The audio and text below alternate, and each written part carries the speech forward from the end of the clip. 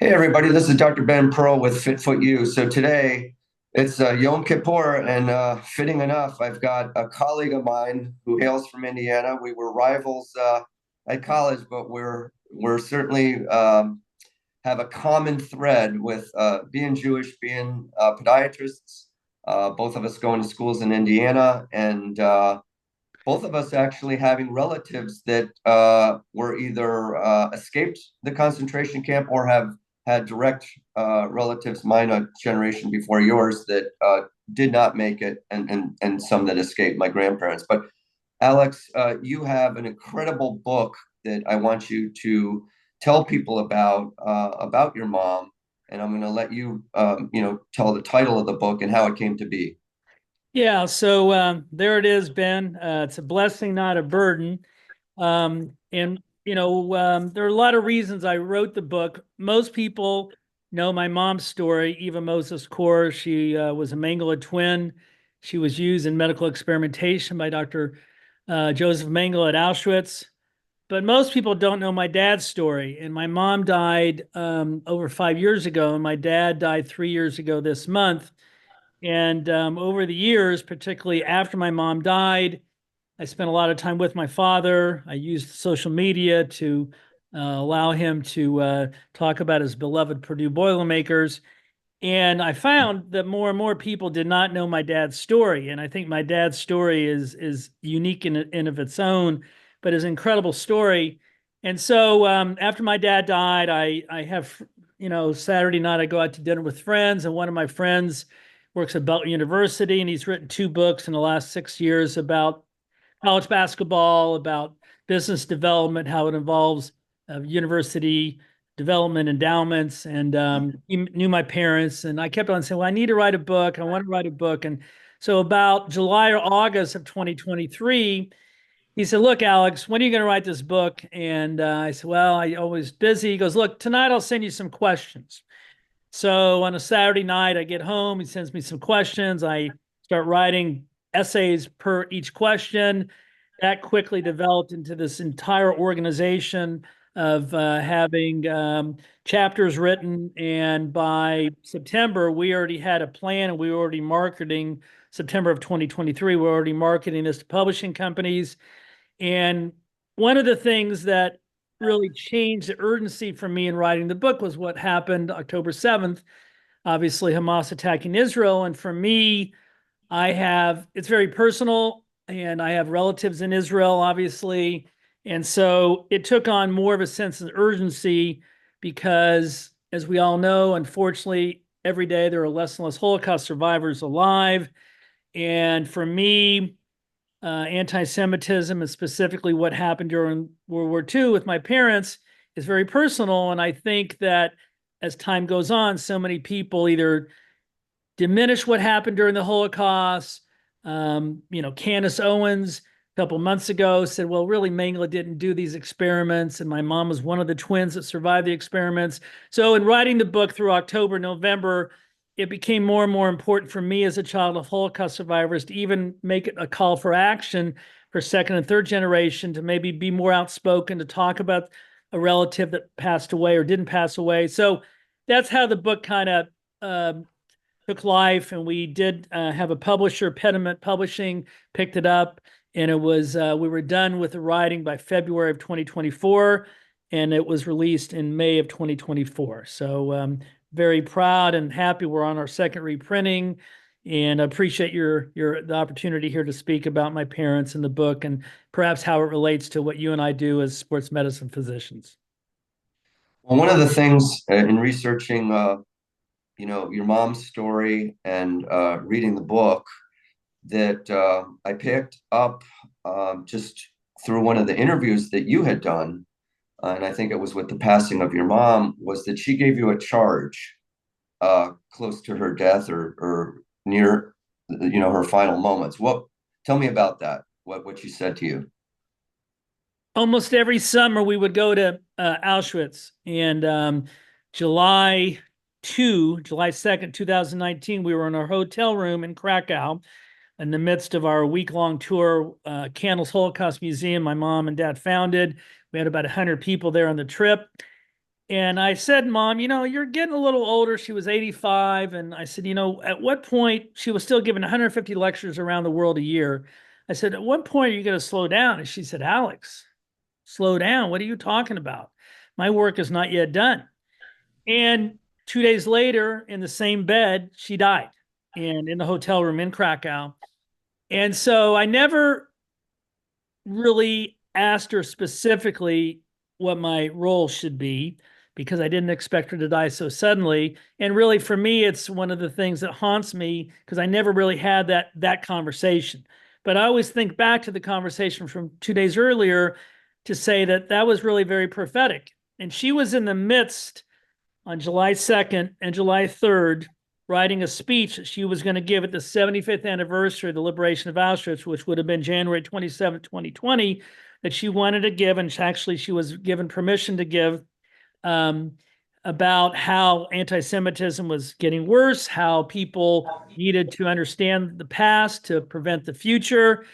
And it was incredibly prophetic that, now looking back over 5 years ago, unfortunately, she was very right. And nobody could have predicted what happened on October 7th. But I use my mom's words a lot of times because I think that they were so, unfortunately, so timely. And so, yes, for me, it's something that, I've always been involved in my parents' um, dealings and trying to help my mom and encourage my dad to speak because he always didn't speak as much as my mom. But it took on a greater importance after my mom died. And then over the next 2 years or so, my dad slowly declined. And we had multiple conversations about what he wanted me to do, what I wanted to do. And he was always keeping a low profile. And I said, Dad, what I want to do at some point is write a book about your story. He goes, Alex, nobody will buy the book. I go, well, I actually think people will like it. He goes, oh, I don't think so. So I always thought he always liked to be a low profile and always kind of give my mom, the accolades. He liked to take the back seat. But I do think his story, hopefully people will read the book. I do think his story is incredibly meaningful. And now, unfortunately, he passed away 3 years ago this month.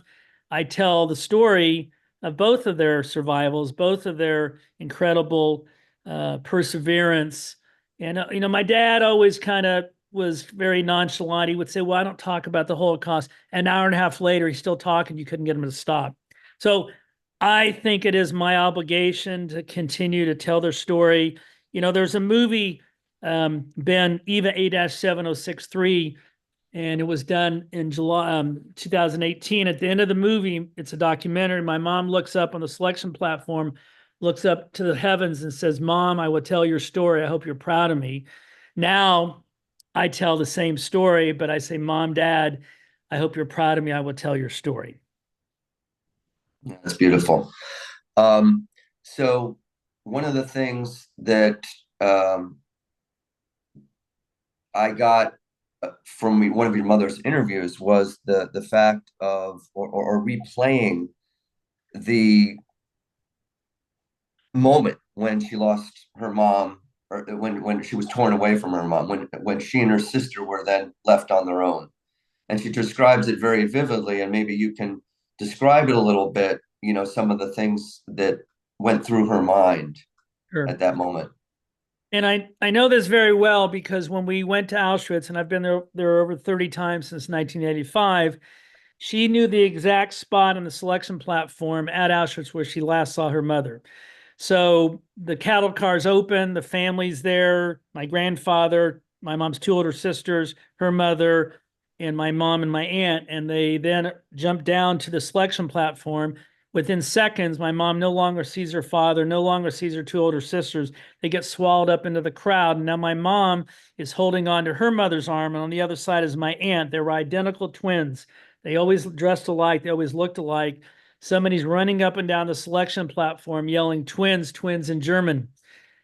All of a sudden, they see my mom and my aunt holding onto their mother's arms, and they ask my grandmother, are they twins? Before she says the word yes, three Nazis jump out of the blue and tear my mom and my aunt away from her mother's arms. The last thing my mom remembers is her mom screaming, crying, holding her arms out, and she then is is led away screaming by the Nazis. And now it's my mom and my aunt on the selection platform. If my mom were here, Ben, telling you the story, she would tell you the one regret she has is that she didn't know that would be the last time she saw her mother, and she wished she could have said goodbye. And so now they're on the selection platform. Just all of a sudden, they think they've landed on Mars. There's people crying, dogs barking, guns screaming, people. And all of a sudden, they're led to a barracks where everybody's a twin and they're all getting tattooed. And my aunt's number is A7064. My mom's number is A7063. And for years, my mom's number was always, when I was little, it was always very unclear. And my aunt's number in Israel, where she lived, was very clear. Well, my mom once asked, "How come, Miriam, your number is so clear?" And my aunt said, "Well, don't you remember when you were being tattooed, it took 5 Nazis to hold you down because you were kicking and biting." And my mom said, "I must have blocked that out. They were raised to be good Jewish girls." And my mom would joke, even in these circumstances, she would say, "Well, I must have blocked it out because I was raised to be a good Jewish girl, and good Jewish girls don't bite." But that was her first day. And then she got to the barracks where there were all girl twins. And she didn't understand how come they were all twins there, ages 3 to 13. And one of the older twins who had been there for a period of time said, "Well, don't worry, you'll meet Dr. Mengele tomorrow. He'll do roll call." So this was her first idea that this was, at the age of 10, she would tell you that she no longer could think like a 10-year-old. She had to think like an adult because every day was another day to be killed or hopefully a day to survive. Yeah, and you clarified that as horrible as the experience was, ironically enough, the fact that she was a twin spared her. You clarified that. So tell us routinely, historically, what happened to the women and children. Elderly people, when they got off the train, whether it was Auschwitz or other camps, elderly people, young children under the age of 16, 17, and women were typically led immediately to the gas chambers to be killed. So if my mom at the age of 9 or 10 were not a twin, she would have never survived, and I wouldn't be here doing this interview. My father was a little older, even though he looked younger, but he lied about his age to say, and he was obviously not in the same camp. But yes, it was routinely done where when they made selections, meaning who would live and who would die, young children at the age of 9 or 10 were not allowed to live. They were no use to the Nazis. They couldn't work. And the only use was, in my mom's case, that she was part of the medical experiments that Dr. Mengele was doing. And, during the experiments, there were 3,000 twins at the height of the experiments, 1,500 sets of two. If one twin died during the experiments and the other twin was then killed, and they did comparative autopsies. And so there was one was a control, one was a guinea pig. And one of the things that I'd like to talk about is that, when we treat patients or when we go and see our doctor to get a flu shot, we are given an informed consent. My mom didn't have that option. She was part of these experiments, right, wrong, or indifferent. She had no choice. And so the next day, as after the first day of arrival, all of a sudden, all the Mengele twins females line up and do like roll call. And here comes Mengele to inspect his new arrivals, the new selections. And my mom was one of those twins. And luckily, she was a twin. Otherwise, she would not have survived. Yeah, I just wanted to show a picture from your book, and this is, I guess, your mom and her sister. Yes. And I don't know what age they were in that picture. 3, 2 or 3. This was a baby picture when this was back home in Transylvania. And there was a big bay window that the family had. And at times, my mom and my aunt were put in the bay window because people thought they were toys. They would just sit there still. It was sometimes my grandmother was cooking and she wanted just to put them there. And they said, "Don't, you have to hold still." And so people would walk by the big bay window and thought that they were just dolls. They didn't know they were real people. So my mom and my aunt got used to posing. What struck me about the whole experimentation thing, and you can briefly, go into some of the details of that, and we certainly want people to, go into more depth with your book, but how not only do things happen historically in other cultures that mirror this, but then we also have the pop culture. We had a book, it was made into a series called The Handmaid's Tale, and although you know you can't compare the two, one's real, one's fiction. However, this idea of processing people, doing things bodily, taking out organs, trying to instill some sort of dystopian vision of what human life and society should be. And what always sort of, and I don't really have an answer, is the mass sort of blinders that people put on. And you mentioned, and we'll let you talk about some of the people that tried to save some people, but you've got guys like I guess that's him right there, right?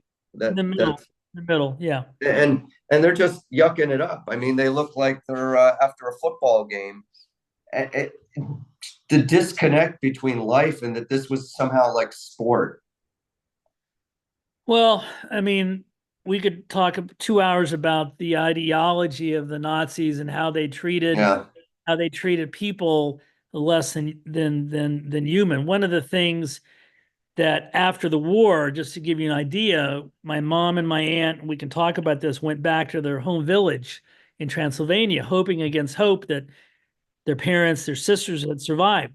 They got back to the house. They're in the house looking for some sign of survival. The family dog was still alive. My mom, when she lectured, would say the Nazis killed people, but they didn't kill dogs. In God. effect, meaning that people were Yeah. subhuman below the level of a dog in terms of a Nazi perspective. And so, yeah, I mean, it was, for a Nazi doctor like Mengele, who was trained under Otmar von Verschuur, the whole mindset was, we're supposed to do good. Well, here you had good people doing evil, and unfortunately, we can talk about hate and anti-Semitism, but I think it's so important for you to give me this opportunity to talk about the book and about my parents, because unfortunately, when people start telling lies and then people start believing lies, you never know where this could end. And I do think that the whole perspective by Nazi doctors was that they thought that they could use Jewish people, twins, as guinea pigs. And on the one hand, it's ironic because my mom survived because she was a guinea pig. On the other hand, there's a whole ethical issue about there were experiments done. Mengele took the research with him. There is some suggestion that there's a place in Berlin, that this archival building that still has some of the research. I have forms with my mom and my aunt's name. At one point, just to give you an idea, at one point Mengele injected something into my mom. My mom was mainly the guinea pig. My aunt was mainly the control. And the next day, my mom broke out in a fever with welts everywhere. And Mengele looked at her and says, too bad she's so young. She's got 2 weeks to live. So then my mom and my aunt were separated. And during Yom HaShoah, you always see the video of people crawling in this barracks. And my mom was in those barracks, and she calls it the barracks of the living dead. And then he declared, too bad, she's so young. She has only 2 weeks to live. For the following 2 weeks, I have only one clear memory, crawling on the barrack floor, because I no longer could walk, and crawling to reach a faucet with water at the other end of the barrack. And as I was crawling, I would fade out in and out of consciousness, telling myself, I must survive, I must survive. And the only way she was evaluated for 2 weeks was they took her temperature. And my mom knew there was a sink at the other end of the running water at the end of the barracks. So she would crawl, passing in and out of consciousness, and she would get some water, and then maybe the next day feel a little bit better. And then she realized, again, she's a 10-year-old, not an adult, but she has to think like an adult. All they did was they stick the thermometer here, but she could stick it out the other end. And she said, well, I'll just pretend like my temperature's going down. So then they start looking at her charts over the next week, and gradually her temperature is falling. They're puzzled. Well, if she's getting better, we'll reunite her with her twin, because then we can continue with experiments. So after 2 weeks, her fever broke and she felt better. And Mengele looked at the chart they reunited her with my aunt. During those same 2 weeks, my aunt was in isolation. They didn't talk about this at the time, but years later, my aunt asked my mom, I wonder what they were waiting for. For 2 weeks, they didn't feed me much. I was in a barracks all by myself. And my mom said, Miriam, they were waiting for me to die. Once I would have died, they would have killed you and done comparative autopsies. So they were reunited and managed to survive. And January 27th, 1945, were liberated by the Red Army. And so, but yeah, to me, it's a very interesting story about my mother. I also think my dad's story, we relate it to sports, is very interesting as well. If you want me to tell that, I can. Well, I want to get there, but there's Sure. a couple of things. Oh, sure. So, do you believe then that had she not had that fever, I think the fever may have saved her, it sounds like, because then she had the opportunity to extend and then eventually be reunited? Could one say that no, you don't think it worked that way? No, because they were together during the experiments. They were always together. So if they continued to be in the medical experiments, they would have never been separated. So my mom was one step away. In this barracks of the living dead, my mom would see people half dead being thrown on a cart taken away to the gas chamber. She was that close to being thrown on this cart. And she just kept on showing some life. And then she artificially allowed her temperature to fall. So no, I don't think the fever saved her. I think she was lucky, very, very lucky. And my mom would tell you, you had to be tough to survive, but you needed a heck of a lot of luck. It wasn't all just grit. It was courage and bravery, but you had to be lucky. So the rest of the twins, there were other twins that were part of the experiments that didn't have the fever that were allowed to stay together.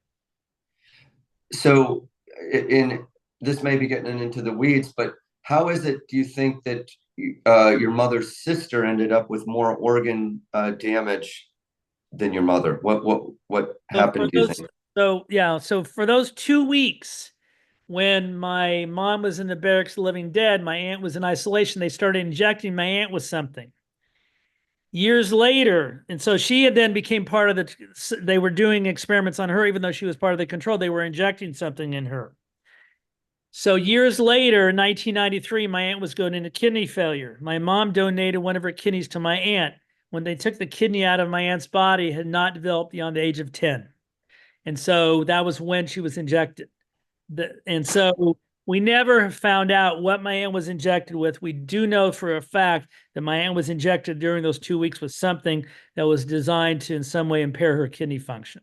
And so who knows what it could be, but that's a good question. But that's why my aunt actually suffered a little bit more than my mother and died much earlier. My aunt died in 1993. Well, there were a couple of threads of many threads of what your mom brought to let it be known of things that happened. But one of the important things I thought that she accomplished was to get documentation. So important in this age of disinformation that she made that a point to get verification of what happened. Can you tell us a little bit about how that happened? There's a lot of layers to that. One of the things in the 80s, my mom found out that the Bayer Corporation, like Bayer Aspirin, before the war was a functioning company. During World War II, they changed their name to IG Farben. Mengele was getting checks from the IG Farben company, i.e. Bayer. We found evidence of this. And so my mom asked for a simple apology to the Mengele twins by the Bayer Corporation. Bayer Corporation said no. And so my mom was trying to help the other twins and just wanted acknowledgement. So they actually had a class action lawsuit. It was special in 2020 in the 80s, I believe. And so they won the case and it allowed for some reparations money to go to all the surviving Mengele twins, not just my mother, all the twins. And so they did convince, from a legal standpoint that, yes, Bayer was involved in the experiments. So from that standpoint, we know that, corporate Germany was involved, unfortunately, and they had some of the leading scientists, not only Mengele, but leading scientists working for the cause, if you will. But, beyond that, my mom happened to meet another Mengele twin beyond her sister. And that was in the 80s. And they decided to form an organization, Candles, Children of Auschwitz, Nazi Deadly Lab Experiment Survivors. They managed to find 122 twins in 7 countries. And in 1985, we had the first anniversary, 40th anniversary, a reunion of twins coming to Auschwitz. And then we actually had a mock trial at Yad Vashem in Jerusalem, because at that point, Mengele's whereabouts were unknown. And that kind of got the world attention. And yes, my mom, we cannot talk about some of the things that she was somewhat controversial about, but there's no doubt that one of my mom's purposes was to call attention to the Mengele twins and the fact that, their life was interrupted and changed forever by Dr. Mengele. And unfortunately, many of them had kidney and liver problems. To date, I only know of one set of twins in the world still alive. Most of the other twins, I believe there's about 30 twins still alive, but there's only one set of twins in Israel. I keep in touch with her granddaughter that are still alive. So she did a lot, and she, not that she needs credit, but yeah, one of the things I'm very proud of is that my mom, we went back to Auschwitz. She went over 35 times, but from pretty much, we went 1985, 1990, and pretty much from 2000 on, she would go 2 or 3 times to make sure that people knew what happened. And you can read about it, Ben, in a textbook, you watch videos and movies, but to be there is a whole different level of understanding. And I've seen so many people go with us at Candles Holocaust Museum. We're going again this January for the 80th anniversary. But I've seen so many people come with us really not knowing what to expect, and their lives change forever positively. That's awesome. Tell me specifically how she got, for the revisionists out there, one of the actual people that was directly involved or indirectly involved with the experimentation to sort of write an affidavit of his role in it. How did that come about? So my aunt died June of 1993. My mom was, my relatives in Israel buried my aunt that same day, so my mom could not even go to the funeral. My mom never got depressed, but she was very down. And, my mom would tell people, not only did I lose my sister, but she took one of my kidneys with her. And so through the fall of 1993, my mom was trying to figure out a focus. What should she do? And then she gets a strange phone call, and she was starting to do a lot of lecturing. And a Dr. John Mahalchik from Boston University School of Medicine called my mom and said, Eva, we have a medical ethics conference next month. Would you want to come? And my mom says, oh, of course, I'd love to lecture to doctors. And then he said something strange. He said, well, maybe you could bring one of those Nazi doctors with you. And my mom liked to joke. And even in this circumstance, she said, well, Dr. Mahalchik, I'm not sure where I could find one of those guys. I don't think they're still advertising in the yellow pages. Oh, Eva, you'll think of something.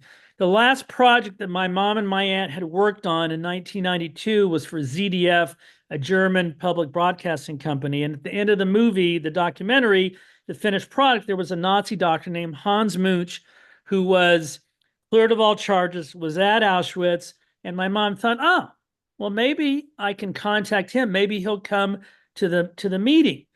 Through somebody that spoke German, got in touch with Dr. Munch. They said, Eva, we've got good news and bad news. The good news is he'll give you an interview. The bad news is he's not coming to Boston. You need to come to his house in Bavaria. And my mom was like, oh my goodness, how can I don't want to go to Germany. And even on the plane, she drummed up enough courage, and there was a TV crew from the Netherlands that came. On the plane, she heard German on Lufthansa, 30,000 feet above the Atlantic. She freaked out. And so she had all these chips on her shoulder. She was a typical person that had survived something like this. She wasn't so eager to meet a Nazi doctor. But she thought to herself, well, maybe she had a new focus. Maybe he could help some of the other Mengele twins if he knew what was injected to them, because he worked somewhat alongside Mengele. Maybe she could help other twins avoid the same fate that just had fallen upon her sister. So she gets to his doorstep with the TV crew. He greets her. His name is Dr. Hans Munch. opens the door and they sit down with the interview. My mom had some back problems. He kept on getting her pillows and water. And so my mom said, Dr. Mooch, you're not like some of the other Nazi doctors that I met. You seem to want to care about me. And so then my mom asked him, well, so what do you know about the experiments done on the twins? And I said, Eva, with my regret, Mengele kept everything to himself. I really wish, I knew more, but I know nothing. And then he said, but I have nightmares too. And my mom says, what do you mean you have nightmares? And my mom was very good at thinking very quickly. She was very disappointed that she didn't have any, information that could help the other Mengele twins, but she thought to herself, this was 1993, all the revisionists and all the people that said the Holocaust never occurred, even in 1993, let alone now in 2024, she thought, well, Dr. Mooch, he went on to describe the operation of the gas chamber. One of his duties was periodically, through the little peephole, when all the bodies stopped moving, he would sign one death certificate. He helped save 20-some Jewish doctors. When his trial came up in 1947 in Krakow, the 20-some Jewish doctors came to his defense.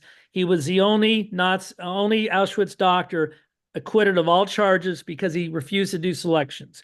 Went back to Germany to practice medicine. And so my mom knew the backstory. And so my mom said, well, look, Dr. Munch, we have people around the world that said the Holocaust never occurred. Would you come with us to Auschwitz in January of 1995 for the 50th anniversary and document what you saw here? And he said, of course, without even any hesitation. So my mom came back to Terre Haute, said, well, yeah, he didn't know anything, but I have big news. And I said, what do you mean you have big news? Well, he's going to come with us to Auschwitz for the 50th anniversary and document the Holocaust for the world to know. He's going to sign a paper. And I said to my mom, I don't think this is a good idea. I was kind of my mom's, she would run things past me. And I don't care what you think. This is important because people need to know from a Nazi doctor that there was a Holocaust, there was an Auschwitz. This is the most important thing I can do. But he was stationed outside, looking through a peephole while the gas was coming down and people were dying. When everybody was dead and nobody moved, he knew that they were dead and he signed one death certificate. No names, just the number of people that were murdered. And I asked him to go with me to Auschwitz in 1995, when we would observe 50 years to the liberation of the camp. Because I wanted him to sign a document, just what he told me, but I wanted it signed at the ruins of the gas chamber in Auschwitz. And he agreed immediately. I will have an original document signed by a Nazi. And if I ever met a revisionist who said the Holocaust didn't happen, I could take that document and shove it in their face. So she went to the local Hallmark store. She wanted to think of a way to thank him. Went to the local Hallmark store. Eva, what are you looking for? She didn't have the guts to say, I'm looking for a thank you card for an Auschwitz doctor. She then went to the local liquor store. My parents didn't drink much. Nothing seemed appropriate. Months and months and months later, one day she thought to herself, oh, I'll just write him a simple letter from me in my name only to him to forgive him for being a Nazi. This is the highest honor I could give him. Me, the Mengele twin who was trying to survive crawling on the floor to the almighty Nazi doctor. I could write him a simple letter of forgiveness in my name only. She went to her local professor at Indiana State University, had the document prepared because she thought at some point somebody in the world later would read this document. She didn't want any punctuation mistakes. And so her professor, Susan Kaufman, said, Eva, this letter is very good. There's no problems, but you're forgiving the wrong guy. And my mom says, no, I want to forgive Dr. Hans Munch because he is going out of his way to document the Holocaust. So on January 27th, 1995, at the ruins of the gas chamber, he says his piece. He does show remorse. There was no deal made between my mom and Dr. Munch. And then my mom surprised him and said, well, I want to thank you, and I'm going to thank you because in my name only, I'm going to forgive you for being an Auschwitz doctor. And he was startled. And I can remember, just like it was yesterday, a reporter said, well, Eva, this is great, but what about forgiving Mengele? My mom said, no, I'm just want to forgive Dr. Munch. But then she realized over the next several months, she no longer had this chip on her shoulder. She could smile more. She could laugh. She thought that, life was more meaningful. And so she realized that she was giving Dr. Munch a gift, but she didn't understand at the time until months later, she was giving herself a gift. So she had resentment for her parents. Why didn't her parents protect her? So she wanted a clean slate. She was going to forgive her mom, forgive her dad, and then she was going to forgive Mengele. And that's the origin of forgiveness. And I do realize that it's very controversial. We're on Yom Kippur today, Day of Atonement. I went to the synagogue last night, learned more and more about forgiveness from a religious standpoint. My mom's forgiveness was not religious. And a lot of people think it was. It was her way to heal herself. She had a journey, and that journey of healing took her to forgiveness. It's not for everybody. And my mom would tell you, if she were speaking to you, Ben, that it was what made her complete. It probably gave her 20 years of life. It wasn't for everybody. And so that's the story about my mom and Dr. Munch, and then her forgiveness.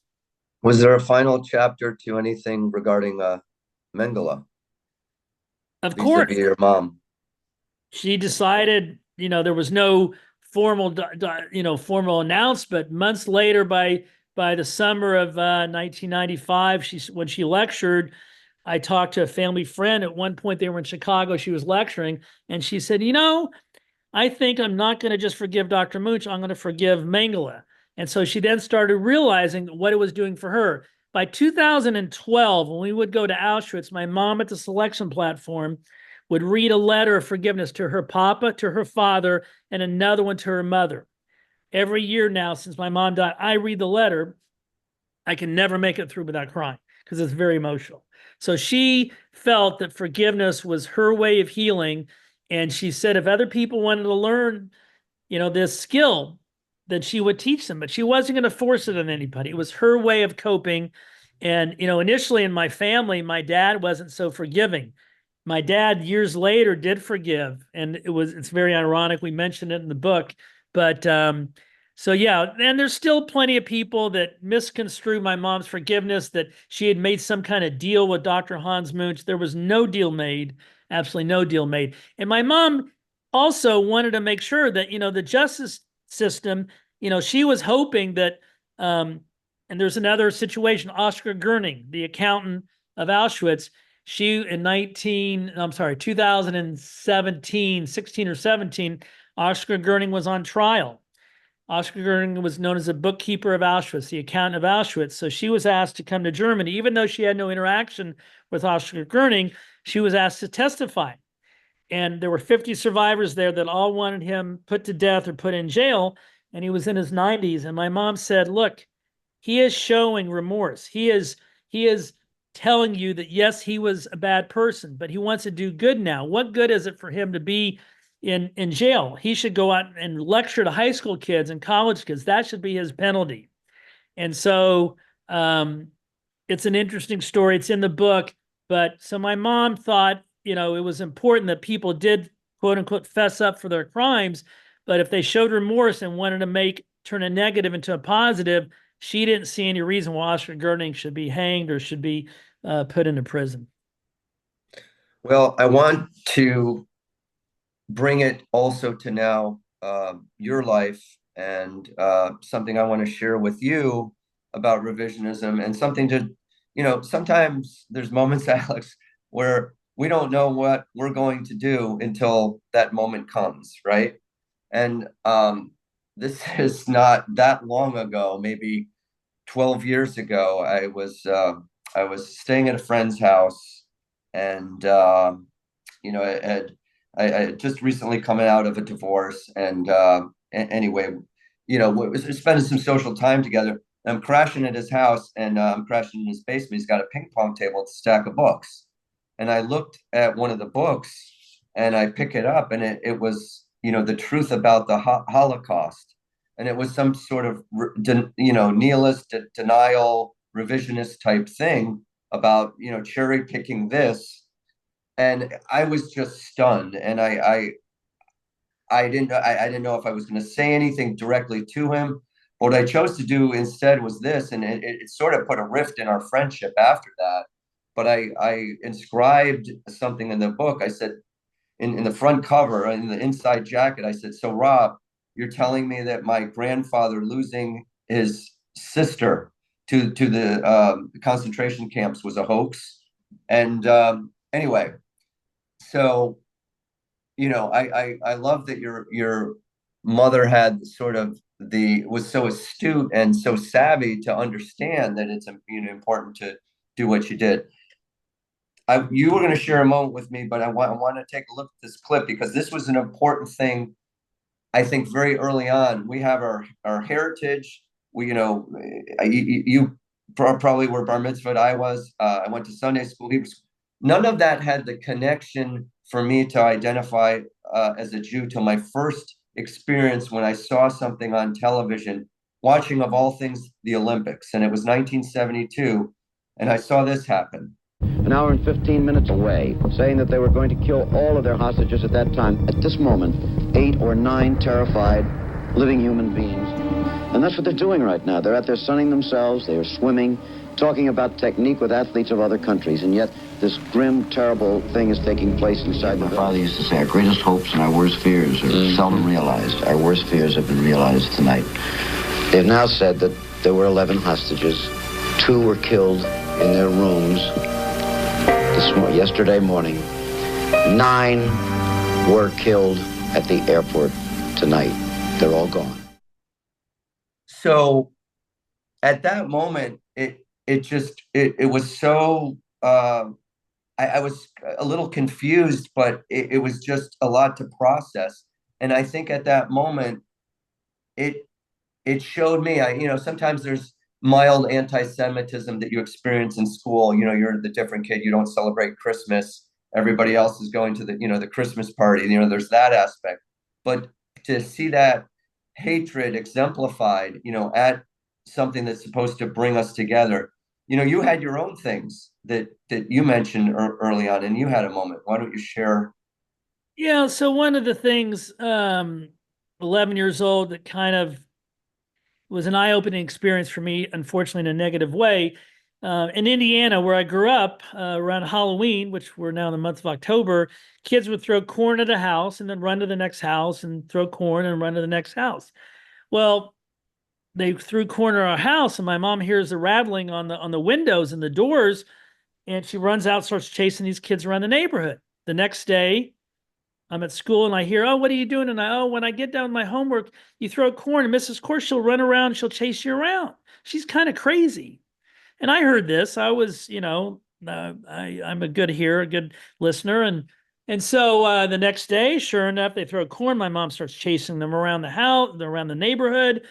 Things escalate. I can remember about a week later, we came home from a PTA meeting, and on our house were soap, dirty Jew, go home, dirty Jew. I had never heard the word dirty Jew.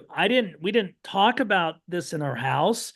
But I obviously learned very quickly what go home, dirty Jew meant.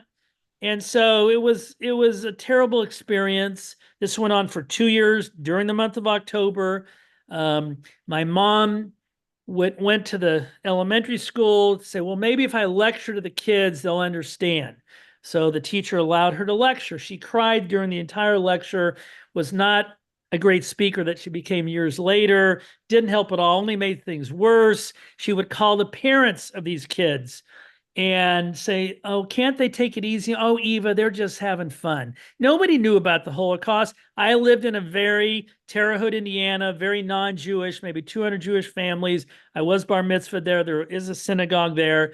But nobody talked about the Holocaust in 1972 or 3.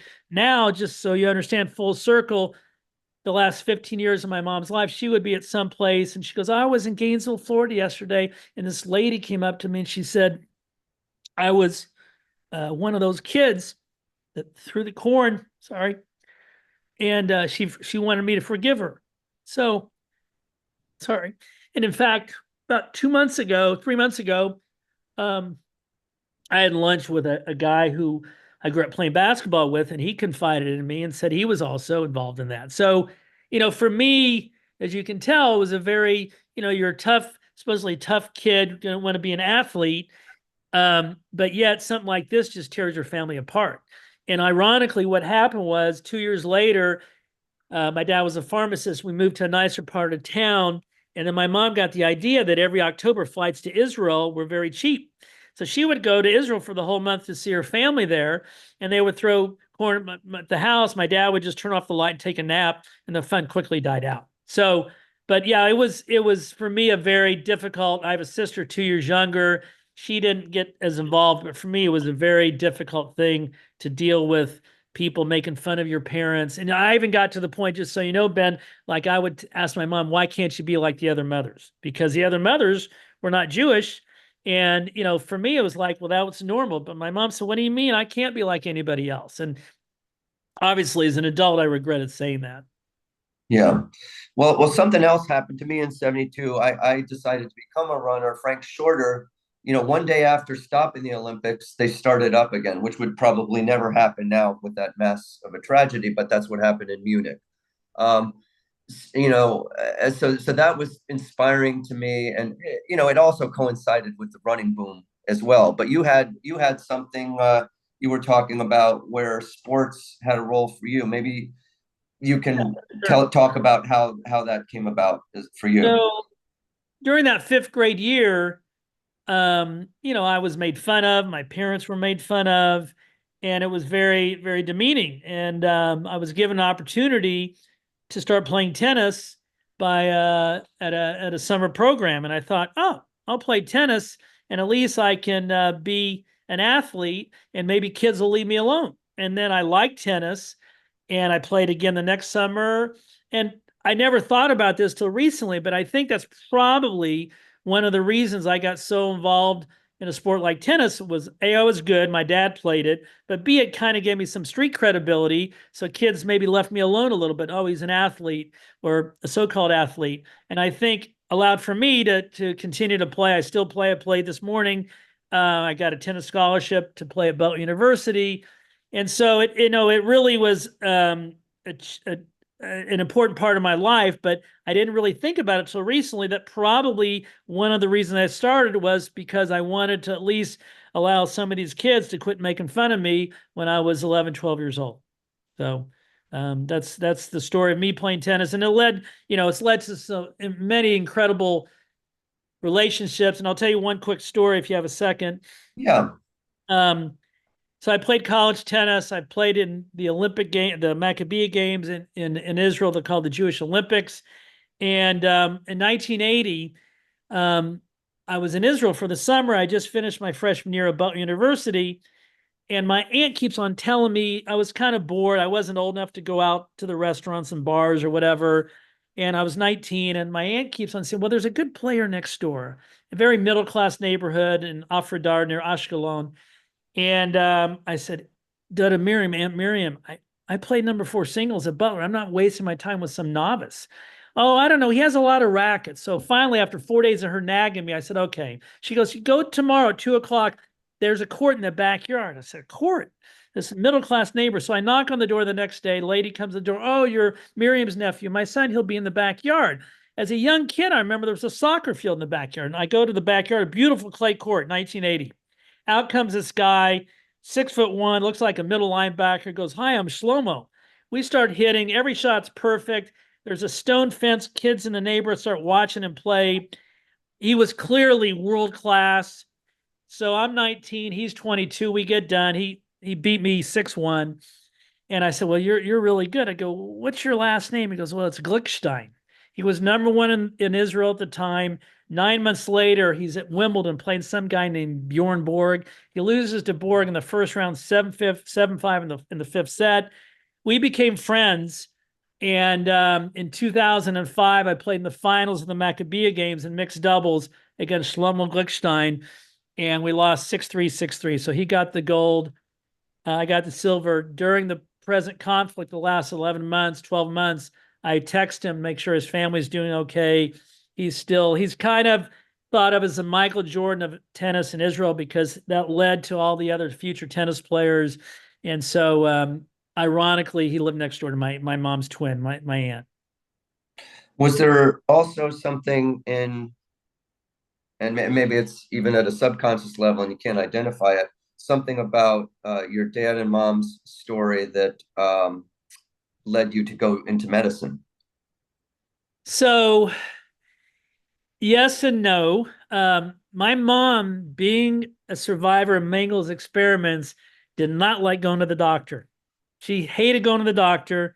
It became a particular issue later in her life where I had to beg her to go to the doctor. She didn't like lab coats. So quite frankly, she wanted me to do something that was helping other people, but she wasn't so crazy about me being a doctor. Here's a short story, long story short. I was 14, 15 years old. The Indiana Pacers had their training camp in my hometown. My dad was a pharmacist. And so we snuck into the practice during training camp right around this time of year. And the two ball boys knew my dad was a pharmacist, and the play-by-play announcer had laryngitis. And the next day they had a preseason game. So the trainer comes over and says, "Mr. Core, I hear you're a pharmacist." And my dad says, "Sure, how can I help you?" Well, our play-by-play announcer, Joe McConnell, has laryngitis. Can you give me some ideas? So my dad gave some ideas, and he looks at me, he goes, "Are you a Pacers fan?" I go, "Oh, yeah." "You want to be a ball boy?" I go, "Oh, yeah." So I became a ball boy at age 14, 15. And then a year later, I started driving. And so in fact, tomorrow I'm going to a Indiana Pacers a reunion of all the players and ball boys, but that led me into podiatry. And that's the reason I became a podiatrist, because I hung out in these Pacer training rooms for years. And ironically, through my entire high school, they had their training camp in Terre Haute. And when I started at Butler, they had a training camp at Butler. So I became very good friends with the trainer and asked him his advice after I got through my undergrad. I didn't really know what I wanted to do. And he said, I think you should be a podiatrist. I go, "What's a podiatrist?" And so I quickly learned. I shadowed some podiatrists. I hung out with him in the training room. And I told him then, that was in 1984, 85, as I'm starting podiatry school, I want to be involved in sports medicine. And to this day, I am. And I've been obviously lucky to be involved in the American Academy of Podiatric Sports Medicine. I'm very proud. And I know you're very involved, and I thank you for your service. So, I think for the most part, that it was all just happenstance and circumstance, but it was all because my dad helped out the play-by-play announcer. Yeah, I mean, so much of life is luck, and I mean, I think the reason that you and I are both standing here and talking to each other is a little bit of luck, a little bit of seizing the opportunity. You're part of your dad's story, and I know we talked a little bit about your mom. Is there was that one bit where he decides on that, like, I've heard of this, was it Baton Death March? But there were different death marches that, as the Germans knew that their number was up, that their time was coming when the Allies and the U.S. Were converging. They felt like they had nothing to lose at this point because everything was lost. So they became even more absurd with their behaviors and were just looking to get rid of evidence. And your dad made a run for it, and it worked out. He was able to escape death. And I know that my grandfather had to flee, and he saw the warning signs, and some did, and some didn't. So I mean, I think there's seeing opportunities, but then you can't discount the fact of just sometimes things just happen, and you just have to be on the right side of luck to be able to make it through or get that opportunity. Yeah, there's Go ahead. No, there's no doubt that you got to be very lucky and you got to be courageous and brave. But yeah, sometimes things work out for the best. Yeah. Well, this is an incredibly powerful story. I'd certainly recommend it. It's not one of these books that you get sort of lost in the details. There's some books that I read where they're so layered, so intricate that you can't follow it. But this is gripping because it reminds me of another book that I read recently. It was called The Escape Artist, about one of the only persons to have escaped and lived to tell the tale versus just the war ending and then being liberated. But it's how can one find out more about this or other things that are involved with the book? I mean, is it also available on Kindle and so forth? So let me take one step back. I do want to thank my co-author, Graham Honecker. He is a genius when it comes to organizing the various stories. It's essentially three stories. It's my mom's story, my dad's story, and my story. And so he was brilliant in how he organized things. It is available on Amazon.com. It is available also the publisher Pediment, PEDIMENT.com. We are in the process of creating an audiobook that should be done by the end of the year. And so you can go to the website for the book, myholocaustlegacy.com. I am, besides being a full-time podiatrist, kind of on a speaking tour. I'll be in Baltimore actually on Wednesday. And looks like there might be something in DC in January. But no, I appreciate it. The other thing, and I'll try to break some news here. There is an effort here in Indiana to make the book into a motion picture, and there have been a lot of efforts. And so I Oh, think, wow. yeah, there's already a lot of people involved in that. And so I'm very excited, but we still have a ways to go. But yeah, we've already got a good head start on that. Well, I saw one of the pictures in the book of you and your father, and you are definitely an apple from the tree. You look a little bit like your pop. Thanks. So maybe they'll get you as a stand-in for if and I wish you luck. I hope that motion picture that would be really cool if that happens. Well, this has been really meaningful for me on Yom Kippur. I played soccer this morning like you playing tennis. So, as Jews, we all have our own ways of expressing ourselves. I'm Reform, but I chose to. I am fasting today, but I didn't hit the at dusk. Uh, I had a program that went a little late. But listen, wishing everybody an easy fast, just partaking in that. And thank you so much, Alex, for doing this. Can I say one other thing? The proceeds of the book go to Candles Holocaust Museum in Terre Haute, which is a museum my parents started, and also to a scholarship at Belton University. My mom's name, Peace Studies, Peace and Conflict Resolution Studies. So I want to make that aware to people, and I appreciate the opportunity, Ben. And yeah, our stories in a lot of ways mirror each other. So I really, really appreciate you doing this. And I look forward to reading the rest of the book, especially after this chat with you, today. Sure. Thank you.